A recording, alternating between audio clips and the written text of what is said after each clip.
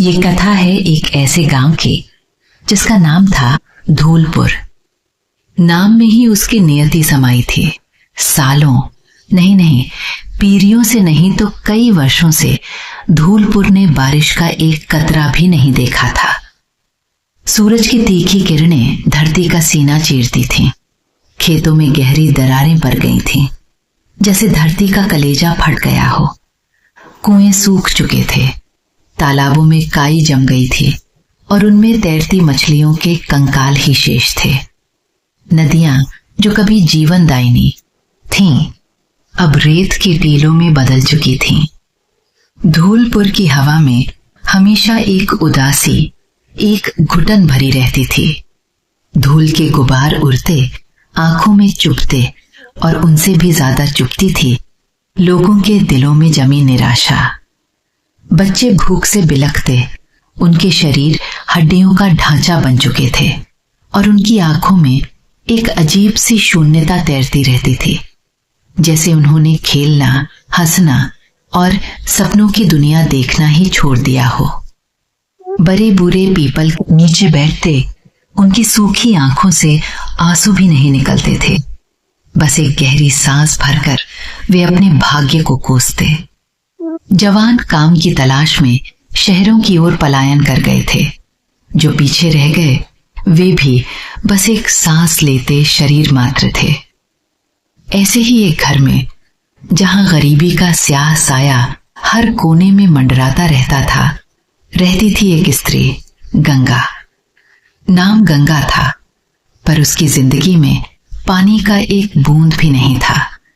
उसका पति उसे और अपने छोटे से पुत्र राजू को छोड़ बीमारी के हाथों काल के गाल में समा गया था। अब गंगा अकेली थी और उसका नन्हा राजू, जिसकी उम्र अभी मुश्किल से 5 साल की थी। राजू की आंखें बड़ी बड़ी थीं, पर उनमें भी भूख की चमक थी, खेल की नहीं। अक्सर वो माँ से पूछता, माँ मुझे भूख लगी है, आज रोटी कब मिलेगी? और गंगा का कलेजा मुंह को आ जाता। वो अपने सूखे पल्लू से राजू का मुंह पोंछती और कहती, बस बेटा थोड़ी देर और, माँ संतोषी सब अच्छा करेंगी। गंगा की आस्था हिमालय सी अटल थी। गरीबी ने उसके शरीर को तोड़ दिया था, पर उसके मन की भक्ति को छू भी नहीं पाई थी। हर शुक्रवार वो मां संतोषी का व्रत करती थी। उसके पास न तो पंचमेवे थे, न 16 श्रृंगार की सामग्री, न ही कोई भव्य प्रसाद। बस थोड़ा सा गुड़ और चंद भुने हुए चने, यही उसका संतोष था और यही मां संतोषी को उसका प्रसाद। गांव की औरतें जो कभी गंगा की सहेलियां हुआ करती थीं, अब उसकी हंसी उड़ाती थीं। अरे गंगा, तेरी संतोषी मां को कुछ नहीं आता, एक ने कहा। देख तो सही, सालों हो गए तेरा व्रत कभी सफल नहीं हुआ, दूसरी बोली। क्या फायदा ऐसे व्रत का? अपने बच्चे को ही देख ले, सूखा काटा हो गया है। भगवान भी भूखे की पुकार नहीं सुनता क्या? गंगा उन तीखे शब्दों को चुपचाप सुनती। उसकी पलकें भीगी हुई थीं, पर होठों पर मां संतोषी का नाम था। वो सोचती, हे मां, क्या मेरी तपस्या में कोई कमी है? क्या मेरा संतोष, मेरा गुर्जना तेरे लिए पर्याप्त नहीं? ये सोचकर उसका हृदय और भी विचलित हो जाता। रात को जब राजू सो जाता, गंगा अपनी आंचल भिगोकर मां संतोषी के सामने घंटों बैठी रहती। उसकी आंखें लाल हो जाती, पर उसकी जुबान पर बस एक ही प्रार्थना होती, हे मां, मेरे बच्चे को भोजन दे दे। हे मां, इस धरती को पानी दे दे। मेरा क्या, मैं तो भूखी रह लूंगी, पर इन नन्हे जीवों का क्या कसूर? उस दिन भी शुक्रवार था। धूलपुर का हर घर सूखा और उदास था। राजू पिछले 2 दिनों से ठीक से कुछ खा नहीं पाया था। उसका छोटा सा पेट दर्द से ऐंठ रहा था। वो खांसते खांसते मां से लिपट गया था। मां, पानी दे दे। उसकी आवाज जैसे कहीं दूर से आ रही थी। गंगा ने अपने घर के मिट्टी के घड़े में देखा, उसमें बस 1 या 2 घूंट पानी बचा था। उसने कांपते हाथों से वो पानी राजू को पिलाया। राजू की प्यास नहीं बुझी, पर उसकी मां के प्रेम ने उसे थोड़ी देर की शांति दी। गंगा का अपना गला सूखा था, होंठ फटे हुए थे, पर व्रत का संकल्प उसके हृदय में अखंड था। उसने किसी तरह कुछ चने और गुड़ का इंतजाम किया, जो उसका आखिरी दाना था। वो अपनी झोपड़ी के भीतर एक कोने में, जहां उसने मां संतोषी की एक पुरानी फीकी तस्वीर लगा रखी थी, वहीं बैठ गई। उसने अपने हाथ जोड़े, आंखें बंद की और अपनी पूरी आत्मा से मां का स्मरण करने लगी। उसकी आवाज कांप रही थी। हे मां, हे मेरी संतोषी मां, तू ही तो सहारा है, तू ही तो आशा है। देख मेरे बच्चे को, देख इस धरती को। तू क्यों रूठी है मां? क्या मैंने कोई पाप किया है? मेरा संतोष, क्या मेरा संतोष तुझे नहीं दिखता मां? उसकी आंखों से आंसू अविरल धारा की तरह बह निकले। वे आंसू सूखे गालों से होकर उसकी छाती तक पहुंचे और वहां उसके व्रत के संकल्प को और भी मजबूत कर गए। ठीक उसी क्षण जब गंगा अपनी आत्मा के सबसे गहरे कोने से मां को पुकार रही थी, गांव के ऊपर आकाश में एक अजीब सी चमक दिखाई दी, एक दिव्य प्रकाश, और उस प्रकाश के साथ ही एक मधुर गूंजती हुई आवाज सुनाई दी, नारायण नारायण। गांव के लोग अपने घरों से बाहर निकले, अपनी सूखी आंखों को मसोसते हुए। उन्होंने देखा आकाश से एक तेज पुंज उतर रहा है। ये कोई साधारण घटना नहीं थी, और जैसे ही वो प्रकाश धूलपुर की धरती पर उतरा, उसमें से एक तेजस्वी आकृति प्रकट हुई। ये थे देवर्षि नारद मुनि। उनके हाथों में वीणा थी, चेहरे पर दिव्य मुस्कान और उनकी आंखों में अपार करुणा। नारद मुनि ने सीधे गंगा की झोपड़ी की ओर कदम बढ़ाए। गंगा अभी भी जमीन पर बैठी हुई थी, अपनी आंखें बंद किए आंसू बहाती हुई। नारद मुनि उसके सामने आ खड़े हुए। उनकी आभा से पूरी झोपड़ी जगमगा उठी। गंगा ने आंखें खोली। उसने सामने एक दिव्य पुरुष को देखा। वो इतनी विस्मित थी कि एक शब्द भी नहीं कह पाई। नारद मुनि ने अपनी मधुर वाणी में कहा, बेटी गंगा, तेरा संतोष मैंने देखा, तेरी भक्ति की गहराई मैंने जानी, तेरी तपस्या मैंने महसूस की। गंगा के मुंह से बस इतना निकला, आप कौन हैं प्रभु? नारद मुनि मुस्कुराए। मैं नारद हूं बेटी, और मैं तुम्हारे पास एक संदेश लेकर आया हूं। देवलोक में तुम्हारी पुकार, तुम्हारी पीड़ा की आवाज गूंज उठी है। गंगा ने अपनी सूखी आंखों से ऊपर देखा। उसकी आंखों में आशा की किरण जगी, पर भय भी था। पर मेरी पुकार क्यों नहीं सुनी गई प्रभु?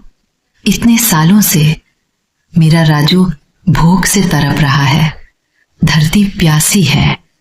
उसकी आवाज फिर से रूंध गई। नारद मुनि ने अपना हाथ उठाया। शांत हो बेटी, आज मैं तुम्हें बताता हूं, जहां संतोष है वहां प्रकृति भी झुकती है।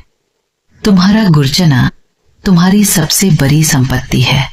तुम्हारी श्रद्धा तुम्हारी सबसे बड़ी शक्ति है।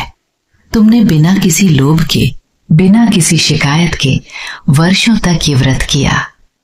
तुम्हारे संतोष ने देवलोक तक को हिला दिया है। गंगा उनकी बातों को सुनकर अवाक रह गई। क्या सचमुच उसकी तपस्या इतनी शक्तिशाली थी?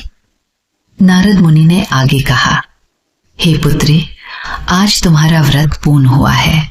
तुम्हारी परीक्षा समाप्त हुई। तुम्हारी मां संतोषी तुम्हारे संतोष से प्रसन्न हुई है। अंतिम शुक्रवार आ गया है, और तुम देखना, तुम्हारे इस अंतिम आहट से प्रकृति भी करवट लेगी। इतना कहकर नारद मुनि फिर से एक तेज प्रकाश में समा गए और आकाश में विलीन हो गए। पीछे रह गए तो बस गंगा की धड़कती हुई उम्मीद और धूलपुर के लोगों का आश्चर्य। गांव के लोग नारद मुनि के आगमन से चकित थे। उन्होंने गंगा की झोपड़ी की ओर देखा। गंगा का चेहरा आशा और विस्मय से भरा था। उसने अभी तक राजू को नहीं उठाया था। वो नारद मुनि के शब्दों को बार बार दोहरा रही थी।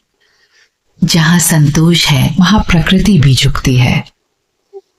वो अगला शुक्रवार आया। ये पिछले सारे शुक्रवारों से अलग था। धूलपुर की हवा में एक अजीब सी खामोशी थी, एक प्रतीक्षा, एक बेचैनी। गंगा सुबह से ही उठ गई थी। आज उसके पास चने के कुछ दाने और एक छोटा सा गुड़ का टुकड़ा ही बचा था। उसके शरीर में ऊर्जा नहीं थी, पर उसके मन में एक अटूट विश्वास था। राजू आज भी सोया हुआ था। उसका नन्हा शरीर सिकुड़ा हुआ था। गंगा ने स्नान किया और मां संतोषी की तस्वीर के सामने बैठ गई। उसने अपने हाथ जोड़े, आंखें बंद की। आज उसके आंसू नहीं बह रहे थे। उसकी आंखों में एक अजीब सी शांति थी, एक दृढ़ता थी। उसने अपने हृदय की गहराई से मां संतोषी का नाम पुकारा। जय मां संतोषी। उसकी आवाज हल्की थी, पर उसमें पहाड़ों को हिला देने की शक्ति थी। जय मां संतोषी। हे मां, तेरे चरणों में मेरा ये आखिरी संतोष। हे मां, मेरी सुन ले। उसने अपनी पूरी शक्ति लगाकर फिर से मां का नाम लिया। जय संतोषी मां। हे मेरी मैया, सुन ले पुकार। और जैसे ही उसके मुंह से ये शब्द निकले, पुकार, अचानक एक गहरी गरगराहट ने पूरे आकाश को चीर दिया। धड़ाम। गांव के लोग चौंक उठे। उन्होंने सर उठाकर आसमान की ओर देखा। आकाश में जहां पहले नीला और बेजानपन था, वहां अब काले घने बादल छा गए थे। वे बादल इतनी तेजी से एक दूसरे से टकरा रहे थे जैसे सदियों का इंतजार खत्म हो गया हो। करक। बिजली की एक तेज कौंध ने पूरे आसमान को रोशन कर दिया। गांव में एक अजीब सी हलचल मच गई। बादल!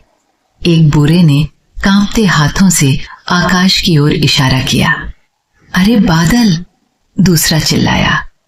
पर इतने सालों बाद। गंगा अपनी झोपड़ी के अंदर बैठी थी। उसने भी ये गर्जना सुनी। उसके हृदय की धड़कनें तेज हो गईं। क्या ये सच था? फिर एक ठंडी हवा का झोंका आया। वो झोंका धूल से भरी धरती पर से गुजरा और अपने साथ एक अजीब सी शीतलता लाया। पहला बूंद गिरा, टप, फिर दूसरा, टप टप, और फिर देखते ही देखते आकाश के सारे बांध टूट गए। मूसलाधार बारिश शुरू हो गई। छमाछम छमाछम। ये सिर्फ बारिश नहीं थी, ये प्रकृति का रौद्र रूप था, जो इतने वर्षों के सूखे के बाद अपनी सारी प्यास बुझाने के लिए उतरा था। धूलपुर की सूखी विदीर्ण धरती ने पानी की उन बूंदों को ऐसे पिया जैसे कोई प्यासा सदियों बाद पानी पी रहा हो। मिट्टी की सौंधी खुशबू चारों ओर फैल गई। एक ऐसी खुशबू जो धूलपुर के लोगों ने शायद कभी महसूस भी नहीं की थी, या शायद भूल चुके थे। गांव के लोग अपने घरों से बाहर निकल आए। उनकी आंखों में अविश्वास था, फिर खुशी, और फिर बेकाबू आंसू। बारिश! एक औरत ने रोते हुए कहा। मां संतोषी ने सुन लिया। गंगा की संतोषी मां ने सुन लिया। बच्चे जो भूख से सुस्त पड़े थे, अब बारिश में कूदने लगे। वे अपने नंगे बदन पर गिरती बूंदों को महसूस कर रहे थे। अपनी छोटी छोटी हथेलियों में पानी भर रहे थे और हंस रहे थे। उनकी हंसी की आवाज धूलपुर में सालों बाद गूंजी थी। गंगा भी अपनी झोपड़ी से बाहर आई। उसने देखा आकाश से अविरल धाराएं बरस रही थीं। उसकी आंखों से खुशी के आंसू बह रहे थे, और इस बार वे आंसू पीरा के नहीं बल्कि संतोष और कृतज्ञता के थे। राजू भी उठ गया था। उसने खिड़की से बाहर देखा और हंसते हुए अपनी मां की ओर भागा। मां, पानी देखो, मां, पानी। गंगा ने राजू को अपनी बाहों में भर लिया। उसने अपने बेटे के माथे को चूमा। उसकी आंखों में अब कोई भूख नहीं थी, बस आशा की चमक थी और जीवन की उमंग थी। बारिश कई घंटों तक होती रही। जब वो थमी तो धूलपुर का नजारा बदल चुका था। जहां कल तक सूखी और फटी हुई धरती थी, वहां अब मिट्टी में एक नई जान आ गई थी। कुछ ही दिनों में उस मिट्टी से नन्हे नन्हे हरे अंकुर फूटने लगे। खेत जो बरसों से बंजर पड़े थे, उन पर हरियाली की चादर बिछने लगी। कुएं फिर से पानी से लबालब भर गए। नदियां कलकल करने लगीं। धूलपुर फिर से जीवंत हो उठा था। गंगा, जो कभी उपहास का पात्र थी, अब पूरे गांव की श्रद्धा का केंद्र बन गई थी। गांव की स्त्रियां उसके चरणों में झुककर आशीर्वाद मांगती। वे जान गई थीं कि संतोष और सच्ची भक्ति में कितनी शक्ति होती है। गंगा ने अपने बेटे को कभी भूखा नहीं रखा और उसने मां संतोषी का व्रत कभी नहीं छोड़ा। उसका गुर्जना अब भी उसके व्रत का प्रसाद था, पर अब उसमें गांव भर के लोगों की श्रद्धा और संतोष भी जुड़ गया था। देवर्षि नारद मुनि के वे शब्द, जहां संतोष है वहां प्रकृति भी झुकती है, धूलपुर के हर बच्चे, हर बड़े की जुबान पर थे। इस कथा ने ये सिद्ध कर दिया था कि गरीबी में भी अगर मन में संतोष हो और ईश्वर पर अटूट विश्वास हो तो बड़े से बड़ा संकट भी टल जाता है। मां संतोषी ने अपने भक्त की पुकार सुनी थी और उसके संतोष को ही अपना सबसे बड़ा प्रसाद मानकर सूखी धरती पर जीवन की नई बहार ले आई थी। और आज भी जब धूलपुर में अच्छी फसल होती है, जब बच्चे खेलते कूदते हैं, तो गंगा की कथा सुनाई जाती है।